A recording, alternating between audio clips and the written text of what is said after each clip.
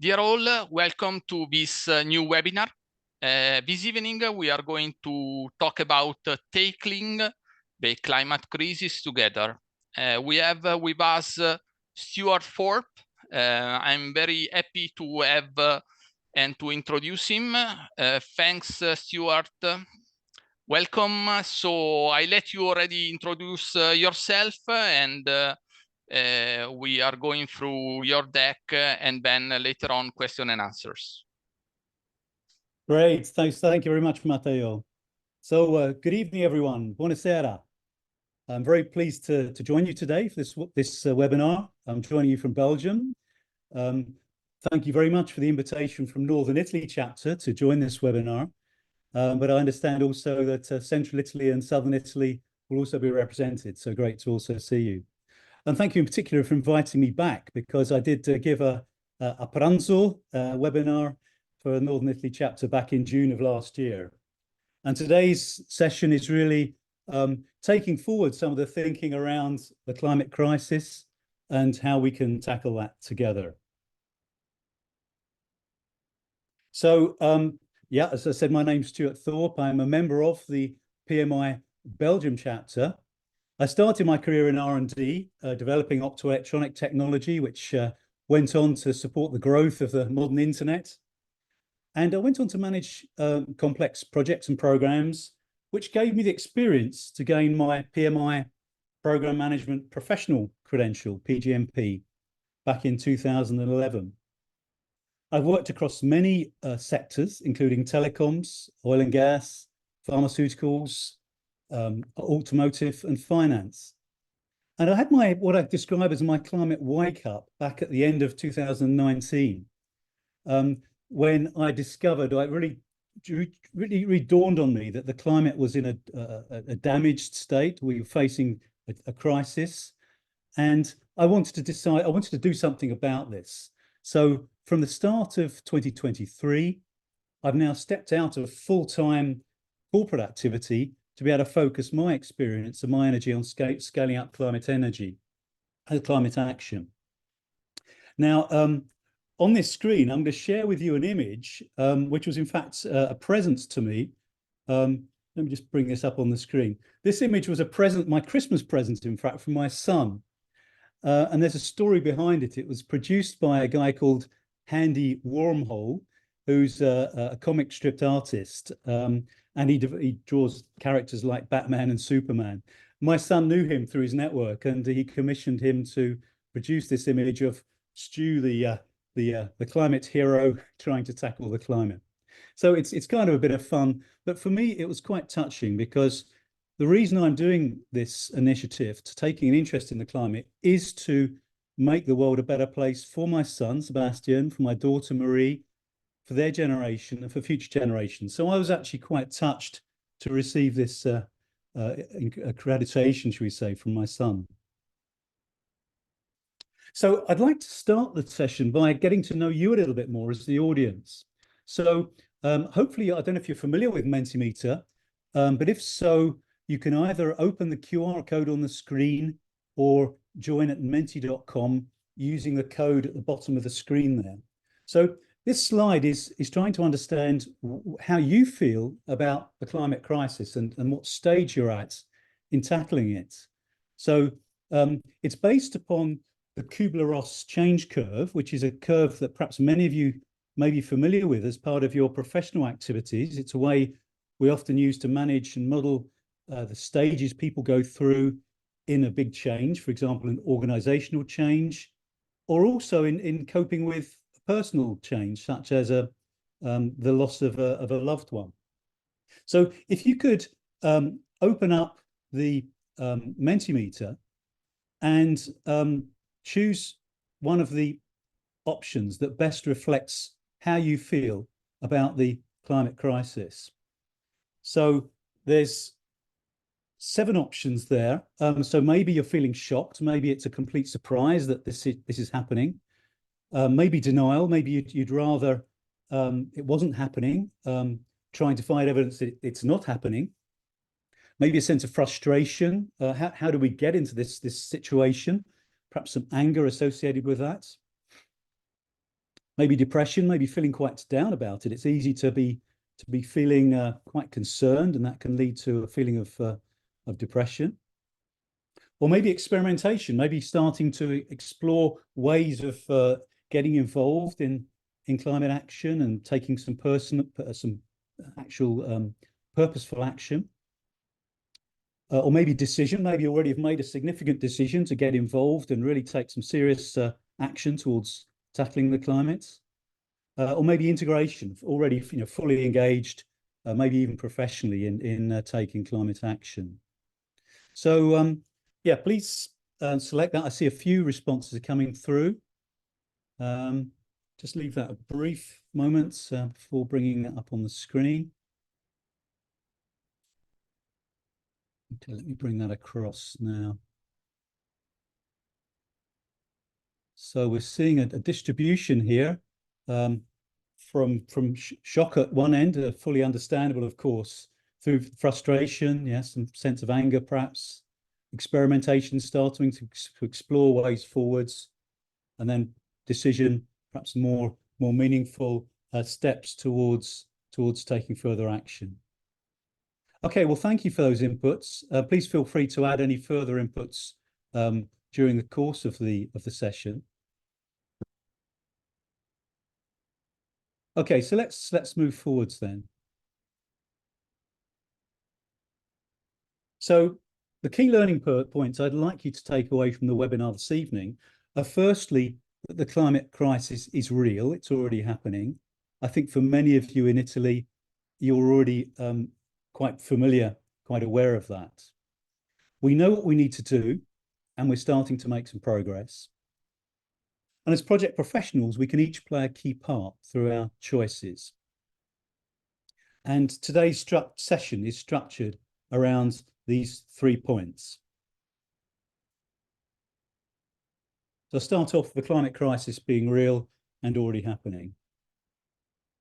So this material is from the latest Intergovernmental Panel on Climate Change, the IPCC report, assessment report number 6. This was published in March of last year. Up to 2020, humans had already caused around 1.2 degrees, 1.1 degrees of warming relative to the temperature back in 1990. Now that's 1900. That's due to the emission of greenhouse gases, of which CO2 is the most significant. And CO2 is, of course, released when we burn fossil fuels. Now, greenhouse gases are called that because they form a layer around the planet, and that traps the heat of the sun and leads to a rise in global temperatures. And this slide shows 5 possible future emission scenarios, from very low through to very high. So in the very low case, the degree of additional warming will be relatively small compared to where we are now, right the way through to the very high emissions scenarios that will lead to dramatic increase in the effects and the impacts of climate as we go forwards. And this slide deliberately emphasizes the impacts by generation. So for my children, for their children, if they choose to have children, the impacts will be very much greater than it will be for myself. And I think the important thing here is that the level of the impact in the future is very much driven by the choices that we're making now and in the near-term future.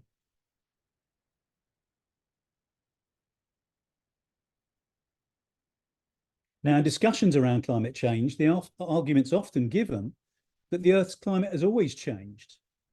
Well, this is certainly true, but after a period of relatively little change over the last 2,000 years, we're now starting to see this very rapid increase in temperature over the last 150 years. And this rapid increase, in fact, this curve is often referred to as the hockey stick because of the shape it takes. And this rapid increase has been very clearly associated with activities, with human activities. And that's shown in this sort of amplified view on the right-hand side, where the upper curve is the observed temperature rise that we've measured. And that's compared with the simulations from climate science of what the situation would have been without human activities. So it's pretty clear that the difference is caused by human activity.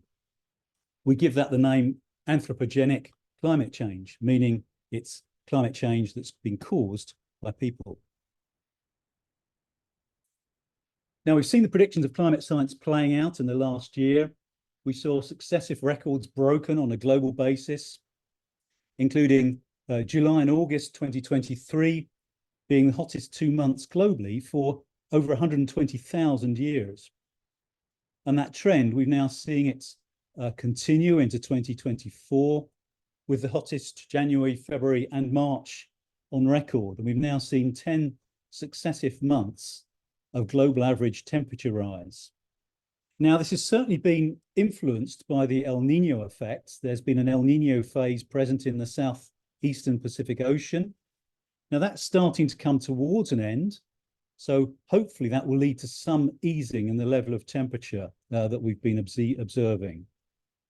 But of course, as there's more heat in the climate, that leads to a higher probability of extreme weather events happening, such as we saw throughout 2023 and also into early 24. Here's some news of what's happening just today. Sadly, loss of life in UAE and also in Oman due to unprecedented flooding, over a year's worth of rain in just a day, and the worst, heaviest rainfall in 75 years. Some very good friends of mine actually live in the region, and their house is currently flooded. So unfortunately, this is a very sad reminder of the flooding that some of you would have experienced nearly a year ago in northern Italy. Now, it's pretty clear what we need to do, and we're making some progress on that. So this slide illustrates the challenge. So back in 2015, 196 countries came together to sign the Paris Agreement. That's back in COP21. And in short, that agreement said we need to limit global temperature rise to an absolute maximum of 2 degrees Celsius, or preferably 1.5 Celsius. If we cross that 1.5 Celsius threshold, it risks unleashing much more severe climate change impacts, more frequent and severe droughts, heat waves and rainfall. And to keep open the possibility of meeting the Paris Agreement goals, we need to make significant and urgent reductions to greenhouse gas emissions.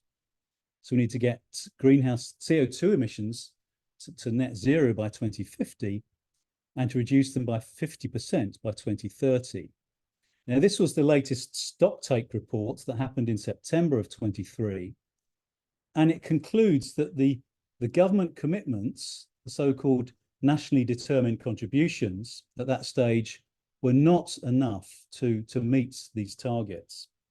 And this conclusion was that implementation needed to accelerate and increase in ambition in order to meet the targets. Now, this was one of the main inputs to the COP28 conference that took place in Dubai in December 2023. Now, at that conference, in many ways, it didn't go as far as many people wanted to in terms of specific plans and commitments.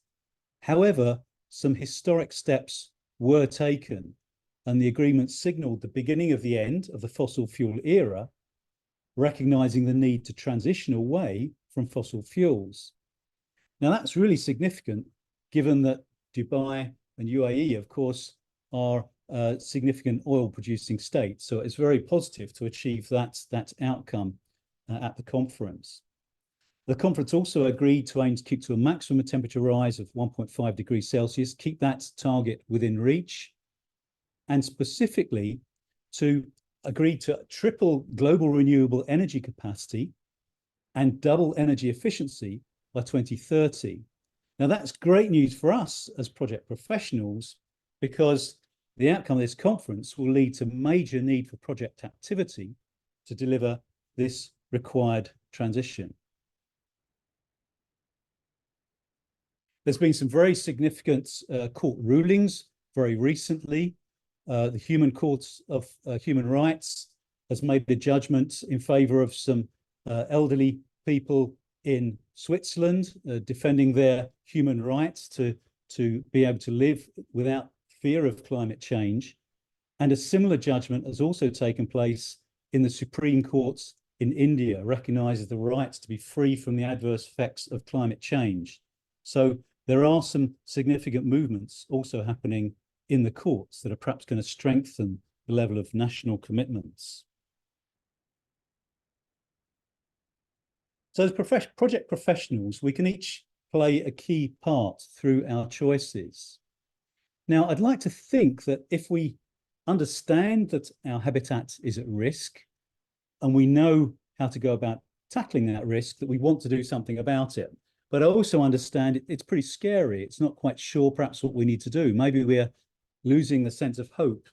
So in the next slides, I'd like to explore some of the things that we can do. Now, this slide, some of you who are at my Alpranzo presentation back in June may recognize this slide. I've seen it before. But I do find these words very helpful, words from Greta Thunberg back from 2018 when she was just a 15-year-old. Yes, we do need hope. Of course we do. But the one thing we need more than hope is action. Once we start to act, hope is everywhere.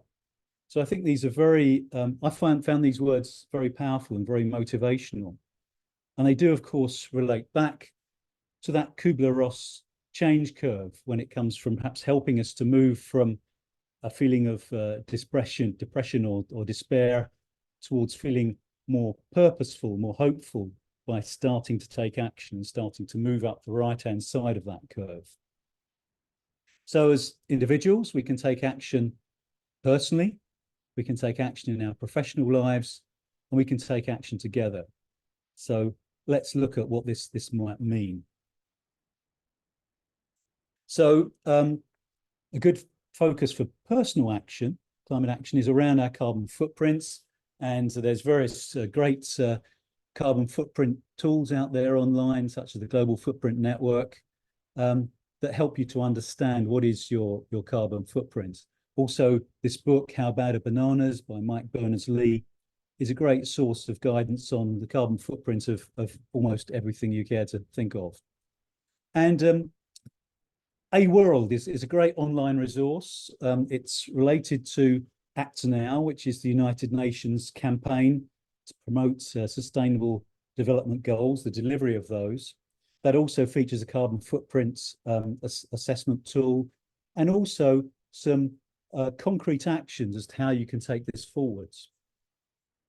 For those of you with an interest in AI, I understand the latest version of this tool actually features AI-enabled tools to help guide you in making choices about climate action.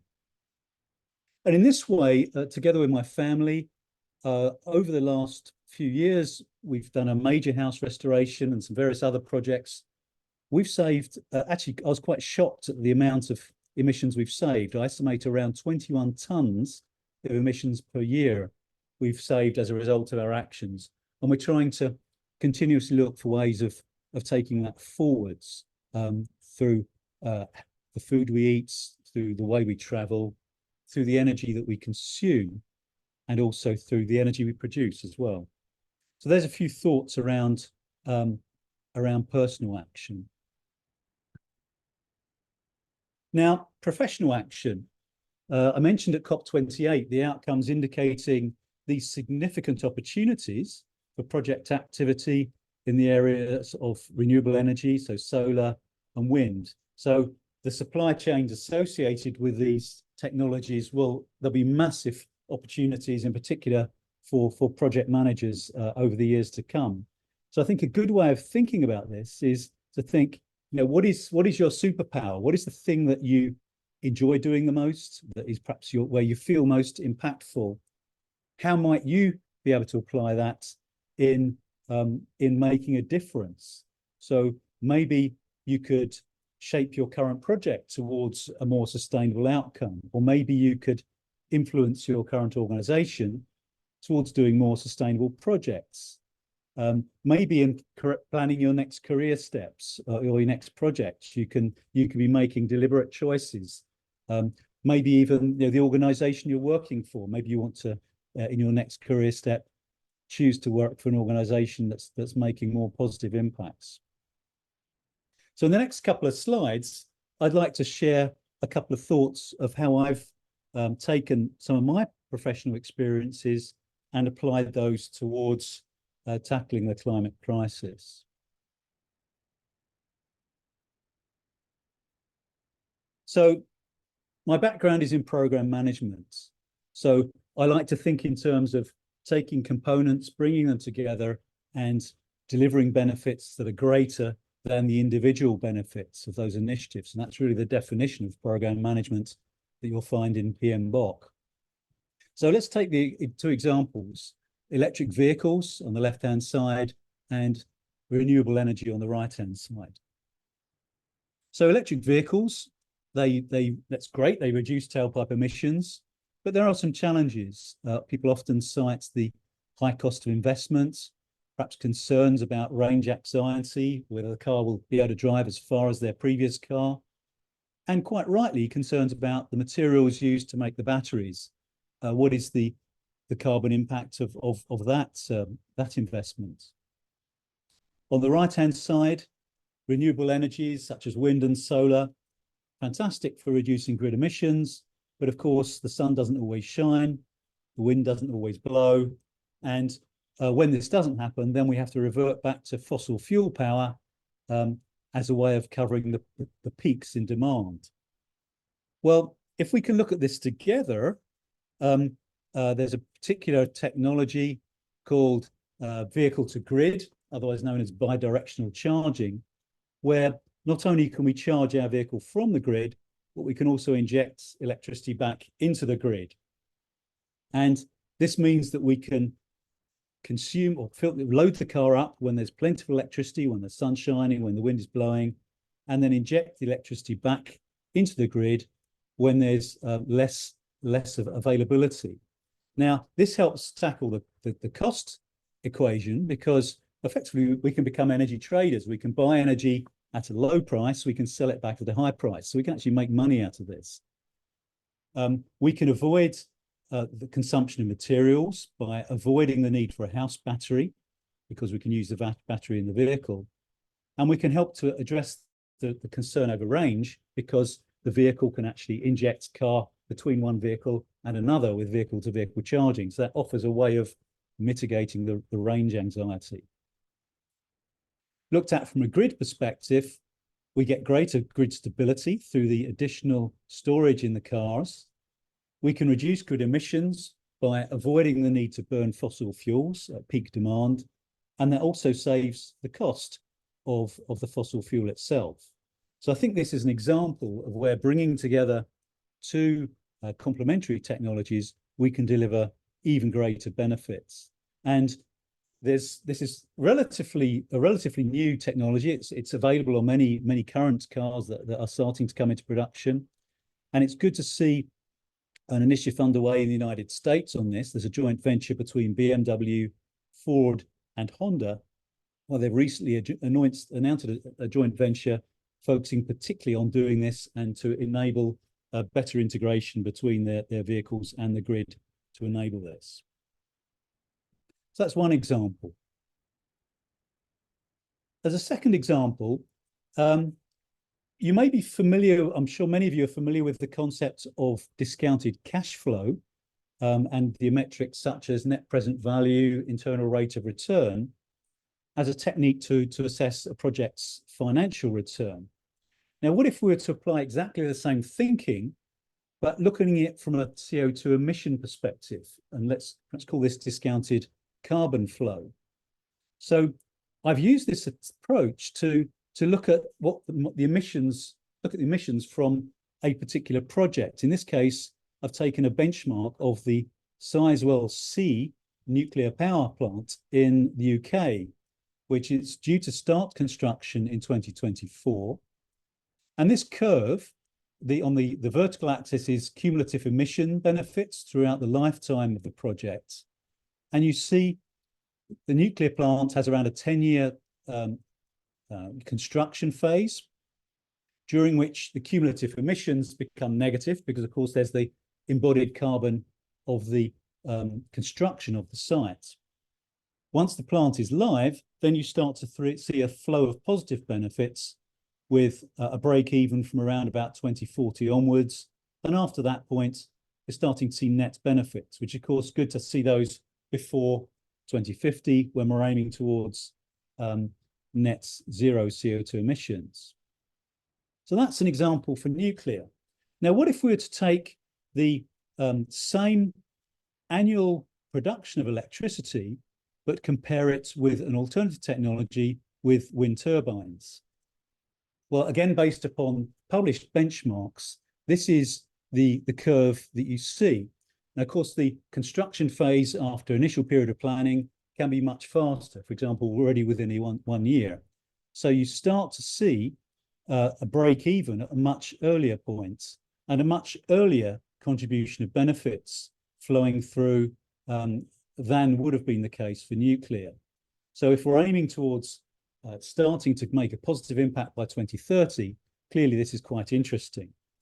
And then if we start to look also at, from the point of view of the net present value and the internal rate of return, for nuclear, the rate of return is around 7%, whereas for wind, it's an enormous 51%. And for those of you who are familiar with using these metrics in a financial context, a rate of return of 51% per annum is really very, very impressive. So that shows how impressive wind is as a technology that delivers very fast benefits.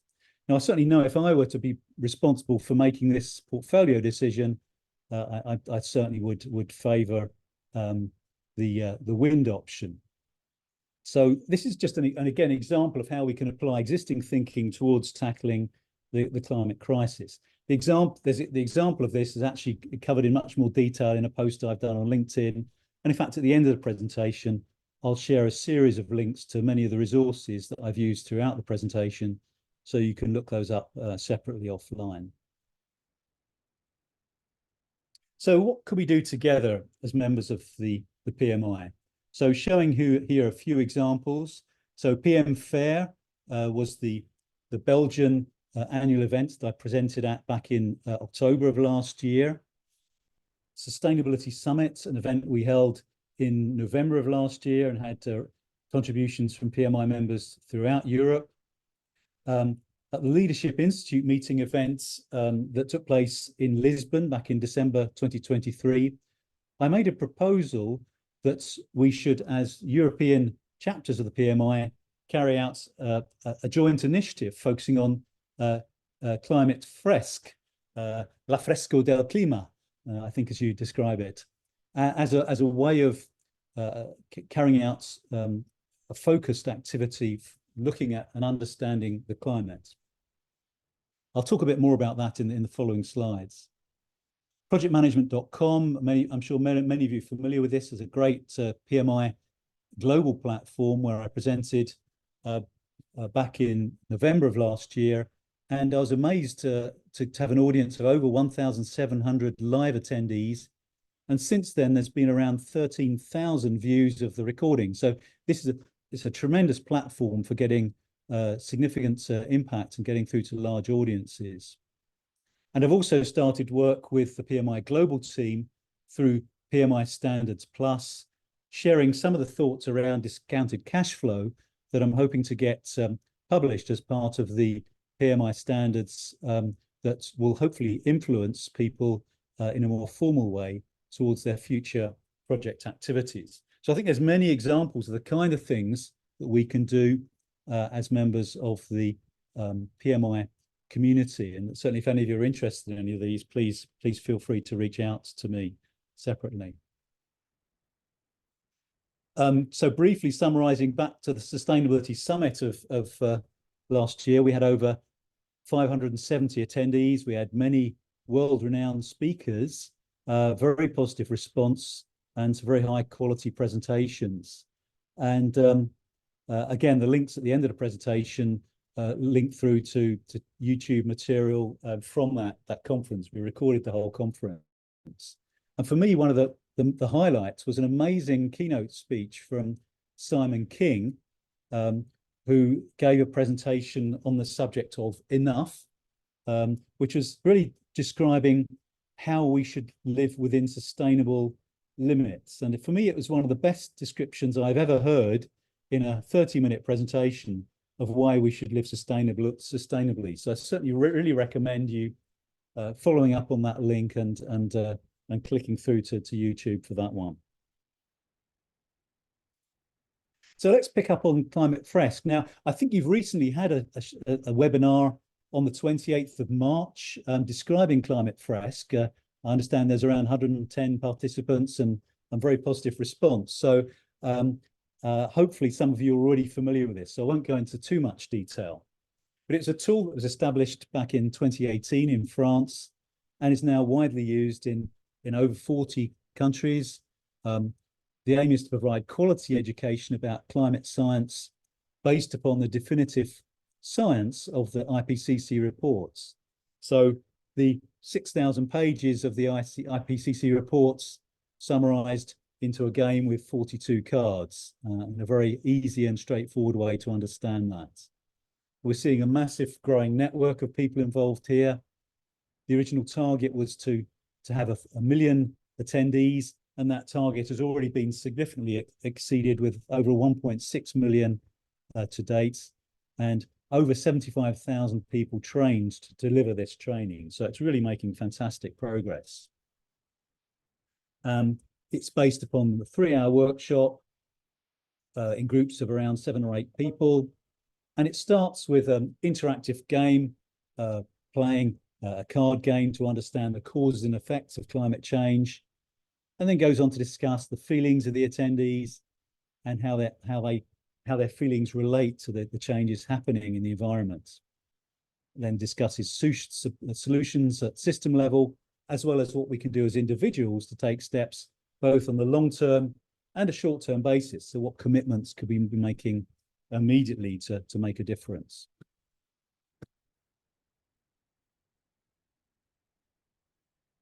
Here are some examples of some of the cards from the Climate Fresk card set. Here I've selected just 5 of those to illustrate perhaps some of the effects that are quite relevant to yourselves in Italy. Seeing the rising temperatures, here you see some of the extracts from the IPCC reports, one of the slides I showed earlier, and the impact of some of the different scenarios of climate depending upon different levels of emissions. These rising temperatures lead on to potentially heat waves, to droughts, to flooding, as I know you've observed in Italy, and disruption to the water cycle. So these are some of the examples of some of the topics that are covered in much more detail within the workshops. Now it provides high quality learning, and we've evidenced that through the very high ratings we've had in the workshops. These summarized here are based upon summaries across the 10 workshops we've now run for PMI members. So typically seeing ratings over 9 out of 10 for how useful was the workshop and how enjoyable was the workshop. So certainly very applicable. And here you're seeing some of the latest statistics. Over 7,000 people have participated in Italy, and now over 550 people trained to become facilitators. And it's present in nearly all of the countries worldwide where there are facilitators available. So an approach we could follow to rolling this out. This is a slide I used in the Leadership Institute meeting back in December. We've already had a successful pilot that's shown how Climate Fresk is a very powerful tool. Many people have taken part in that pilot, including members from PMI Northern Italy Chapter and Southern Italy Chapter. And the idea was that we could then go on as a next step for individual chapters to run pilot workshops to see what is the level of interest and level of enthusiasm within the chapter. And then if that turns out to be positive, then perhaps take that forwards into more extensive rollout to a wider group of members within the chapter. So hopefully this could be a model by which we could scale this up within the PMI. And of course, we could do this also working together with external facilitators. And I know the team in Northern Italy, and Gabriella, I think Francesco also in Southern Italy, have been in good discussions with the Climate Fresk organization there in Italy. So what might that deliver? So this again was one of the slides I used in the LIM meeting, making some fairly straightforward assumptions about running some workshops centrally, bringing on board additional chapters, getting each chapters to start rolling up their workshops within their members, did a brief simulation of what this might mean. And hopefully, if it all goes well, we could get to around 570 attendees by the end of 2024, and maybe even at 2,000 by the end of 2025. So far we've had 10 workshops, we've had 51 people through the workshops, and a wide range of PMI chapters represented. Over 18 have now been involved, and 7 facilitators trained. So we're making some good progress.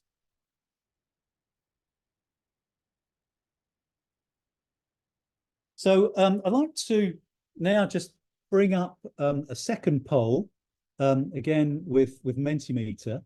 So if you'd like to open up the poll by clicking the QR code or joining via menti.com, please select one of these options. So I'd like to get your feedback in whether you'd be interested to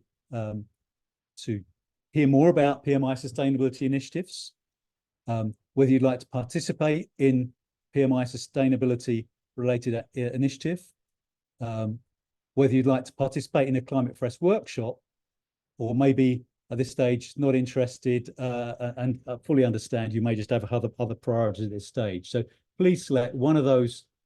In fact, sorry, please select. You might want to select multiple options. There may be a number of these that apply simultaneously. So please feel free to make your selection there.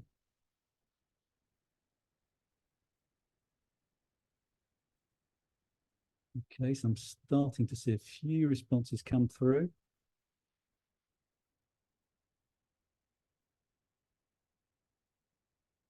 Put those up on the screen already. So we're starting to see certainly some interest in hearing more about sustainability initiatives. Some people with an interest in participating, and also those with an interest in participating. So looks like this, based on the numbers there, at least enough to get at least one workshop underway as a pilot activity, and hopefully also from your previous meeting, I understand there was also a good level of interest in taking part in a workshop.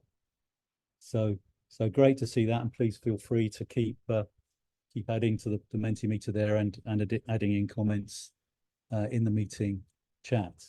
Now, if you are interested in participating, please follow up with contacts with your representatives in your respective chapters. So I know Francesco there in Southern Italy, or Gabriella in Northern Italy chapter. I'm sure they'll be very pleased to hear from you as potential candidates to be invited along to those follow-up sessions. Great, so thank you for your inputs there.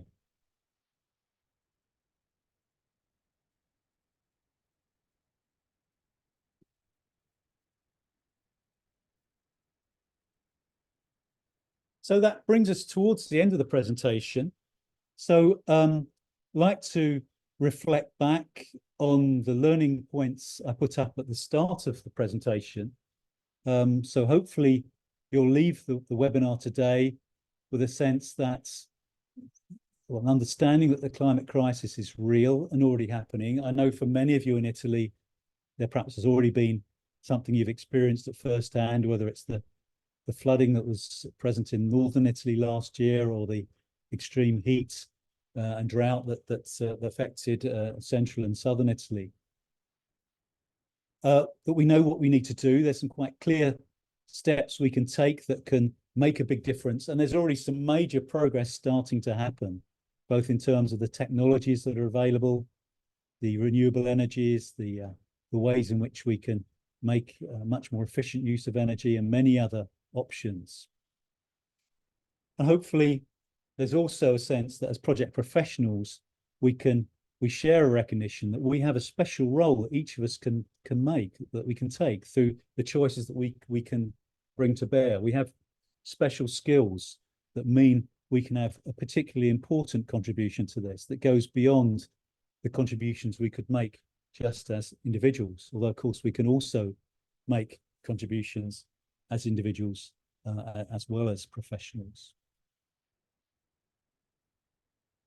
So I'd like you to think about next steps. So a number of you expressed an interest in attending a Climate Fresk workshop, so that would be a very good next step. So 3 hours, it sounds like a long time. I know we're all very busy people, so finding 3 hours for a workshop may take some time, but think about the value of that. In a 3-hour workshop, you're actually able to digest the science of 6,000 pages worth of IPCC reports that are in fact themselves the summary of many thousands of professional papers pulled together by climate scientists. So it's a very powerful way of understanding the climate and getting a good starting point for taking personal action.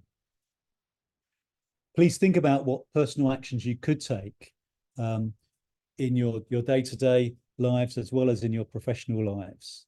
I know personally one of the best things I've ever done was to invest in a heat pump based airco system in my home. So during wintertime, I'm heating the house very efficiently. During the summertime, I'm able to cool my house very efficiently, and of course cooling it using the energy that's coming from the solar panels on my roof. So there's quite nice circularity there. The heat that's making me warm is also the heat that's cooling me. So personally, I found that was one of the best personal actions I took. It meant that I can have a comfortable time in the summer, I can sleep well, and of course, if the temperatures continue to increase and we start to see extended heat waves, maybe it could even be a lifesaver. Who knows? Hopefully it doesn't come to that, but this kind of technology could have a significantly beneficial impact.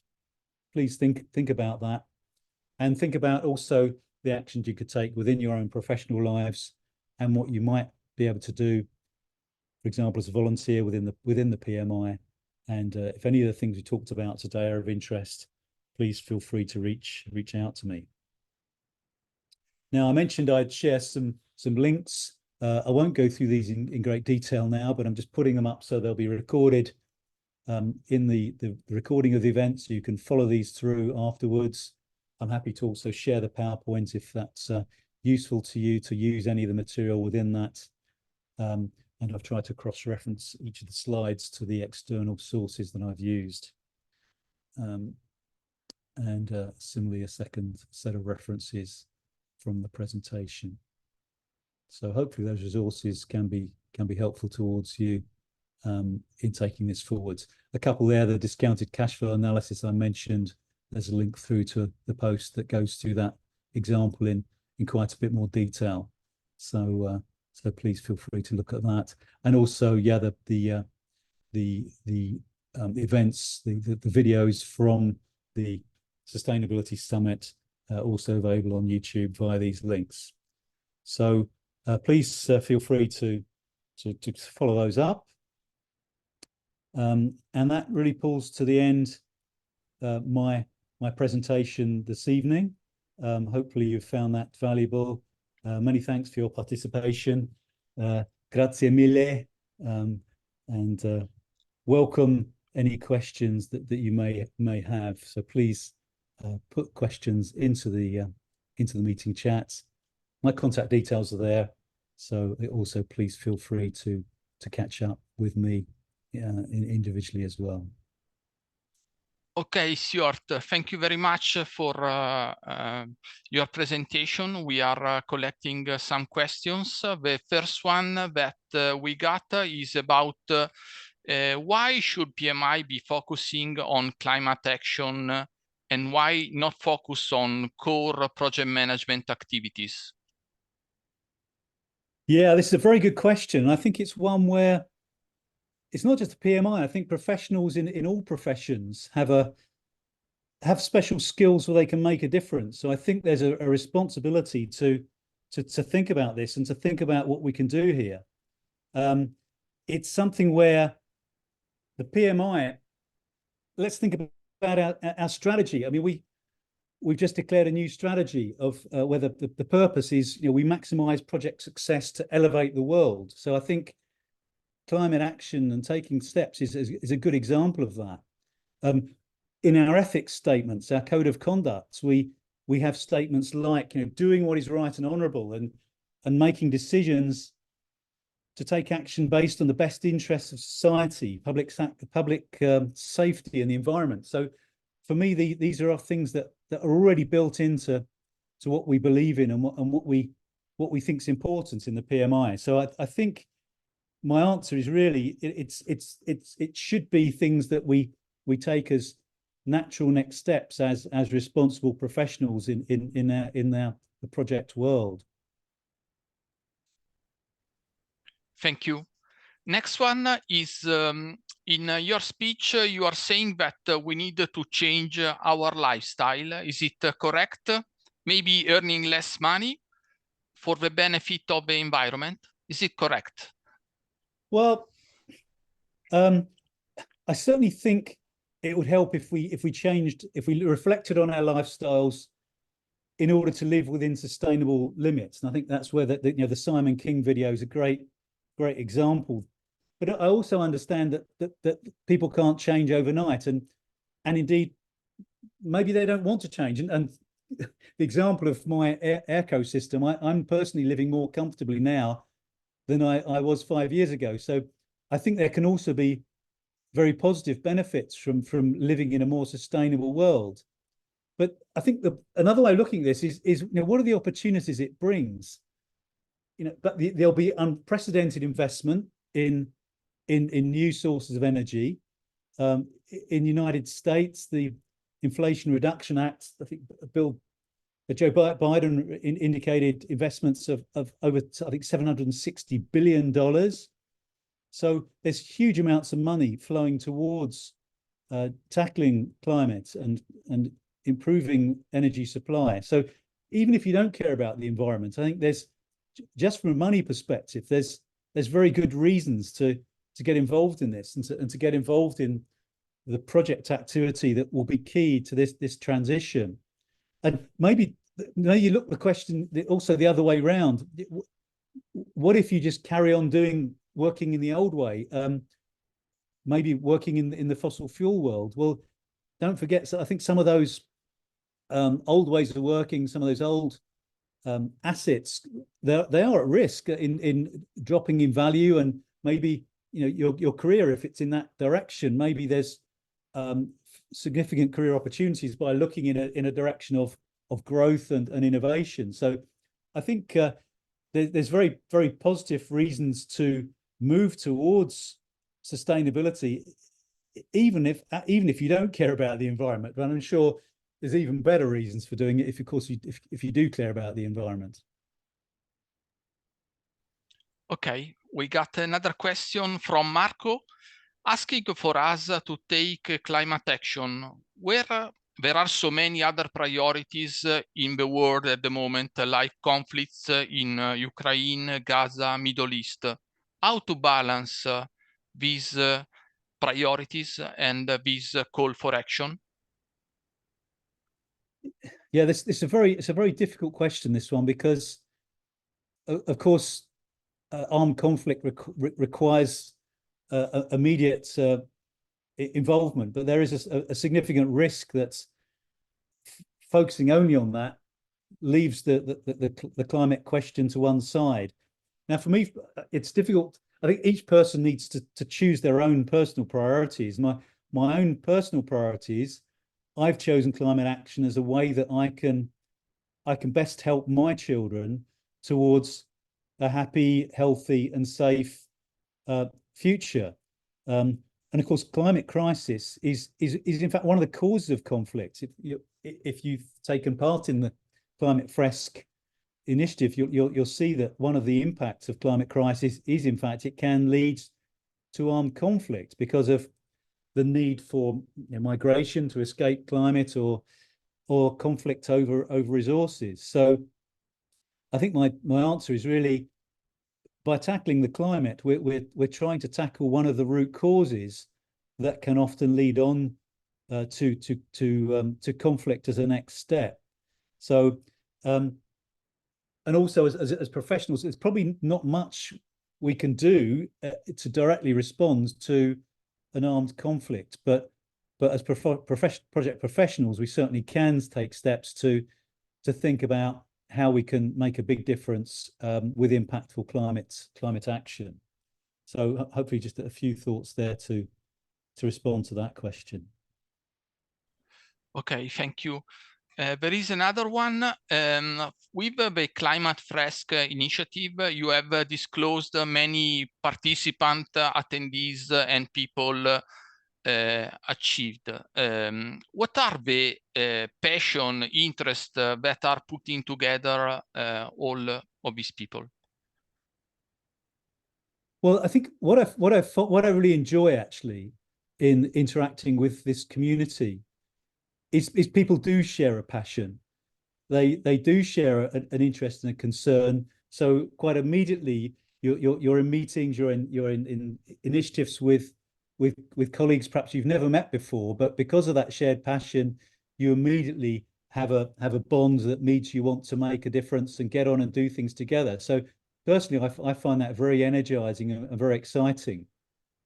What I've also observed is the concerns that those people expressed are very different depending upon where they're from. So a few weeks ago, I gave a similar event for PMI in Hungary, and there the concern was that they didn't have a winter. Winter just didn't exist. They normally expect quite a cold winter.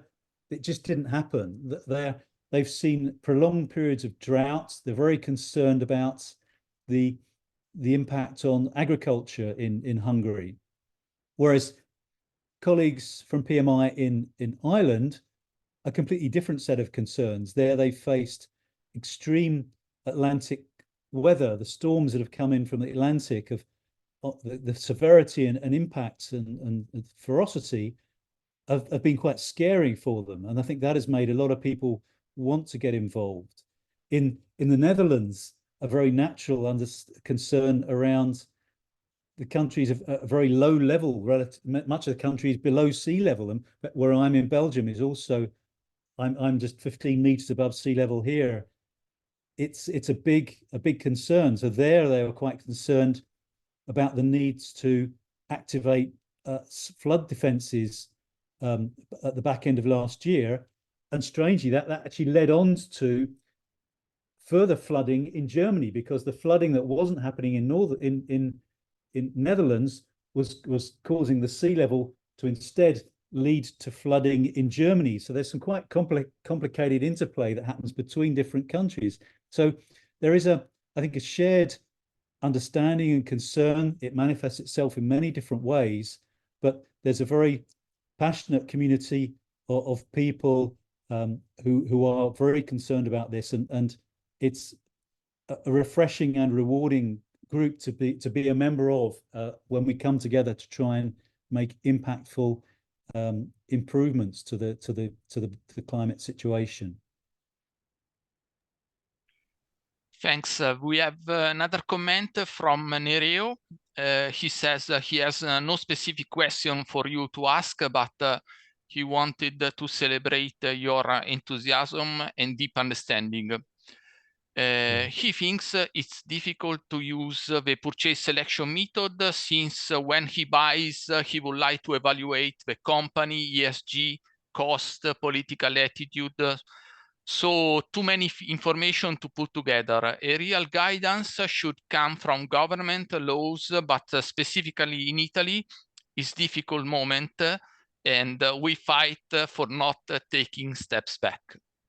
Yeah, it's a challenge in many countries. I think that the real understanding the accountability and getting clarity. If, for example, we could see the pricing of goods in terms of their euro value alongside their carbon impact, that I think would already be a big step forwards. But I think that that's probably a while away. But a lot of companies and a lot of initiatives are starting to bring out these kind of metrics. And in fact, that's one of the things I'm trying to encourage through this discounted carbon flow. If we could start to use that as project professionals, so when we evaluate our projects, we do it not only based upon a financial case, but also based upon a carbon case.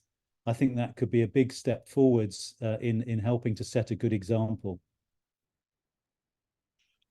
Okay, another comment. We often see some simple checklist of what you can do in your own personal life to help climate change. Perhaps a simple checklist of concrete action that project management should follow in their own small way to change their project towards climate change could help, even banal action or a form of decalogue. Sorry. Yeah, I think that's a great suggestion. I know Francesco in the Southern Italy chapter. I know you're doing a lot of work with green project management. I think that's a good methodology that starts to bring in ways of thinking about projects from a green perspective, but also just I think just in terms of a checklist, even just making sure that you think about the carbon cost of your project alongside the euro cost of your project. Most in projects involve travel. Do you really need to travel by plane? Could you substitute that with low carbon travel? That's an immediate way of making a significant impact. Choosing suppliers that themselves have good ESG credentials, so that choosing those in your evaluation criteria when you choose suppliers on behalf of your projects. This is another very powerful way that we can force companies to take sustainability very seriously. These are very practical and concrete steps that we can take to make an impact. Okay, we have a personal question for you. Do you have a next webinar with other PMI chapters? Well, in fact, on Friday of this week, I'm recording a podcast for the Benelux chapters, so that will be going online soon. Just sharing some thoughts around my sort of journey relating to the climate crisis.